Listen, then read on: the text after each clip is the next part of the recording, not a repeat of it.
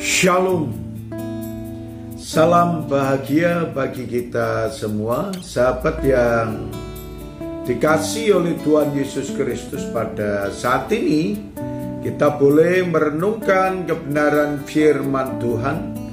Tafsirkanlah kitab suci di bawah kuasa Roh Kudus. Apa yang Tuhan sampaikan kepada kita dalam kitab 2 Petrus pasal yang pertama, ayat yang ke-20 sampai 21 berkata kepada kita, yang terutama harus kamu ketahui ialah bahwa nubuat-nubuat dalam kitab suci tidak boleh ditafsirkan menurut kehendak sendiri, tetapi tidak pernah nubuat dihasilkan oleh kehendak manusia, tetapi oleh dorongan Roh Kudus orang-orang berbicara atas nama Allah. Saudara sekalian yang dikasihi oleh Tuhan, berbicara tentang nabi-nabi tidak akan berbicara dan bernubuat atas kehendak sendiri. Tetapi kita tahu bahwa para nabi, dia bernubuat oleh karena kuasa Roh Kudus dan Roh Allah yang membimbing para nabi, sehingga para nabi menyampaikan apa yang Tuhan percayakan kepada para nabi, dan para nabi menyuarakan suara Tuhan.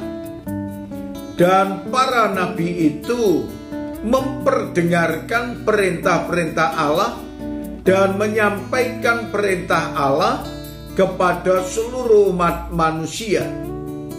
Sehingga apa yang dihasilkan oleh para nabi sebenarnya bukan oleh karena kehendak nabi itu sendiri, tetapi Roh Allah, Roh Kudus membimbing para nabi untuk mengarahkan kepada umat manusia, agar seluruh umat manusia takut kepada Allah, tetap setia kepada Allah, mencari Tuhan, dan setiap umat manusia hendaknya terus akan mendekatkan diri kepada Allah. Dan ketika umat manusia sudah mendengarkan kebenaran firman Tuhan, dan ketika saudara dan saya akan menafsirkan kebenaran firman Tuhan, apa yang disampaikan oleh para nabi, mintalah bimbingan dari Allah sendiri, dan bukan menafsirkan menurut kemauan kita sendiri, dan bukan menafsirkan menurut apa yang saudara dan saya anggap baik.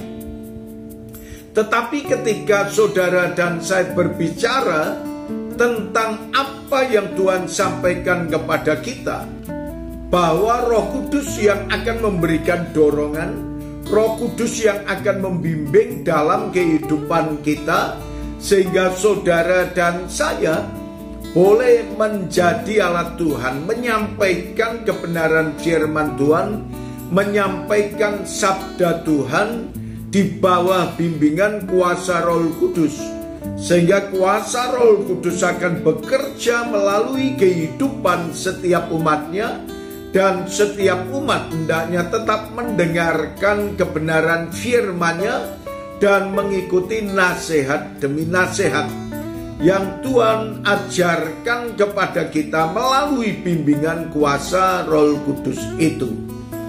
Maka ketika kita menafsirkan kebenaran firman Tuhan, tidak akan menyimpang dari bimbingan Roh Kudus, melainkan kita akan mengikuti apa yang Tuhan perintahkan pada kita, sehingga firman itu berkuasa melalui kebenaran firman-Nya, berkuasa untuk membimbing umat mendekat kepada Allah dan mencari Tuhan. Terima kasih Tuhan Yesus. Kami mengucap syukur dalam nama Tuhan Yesus. Kami berdoa. Amin.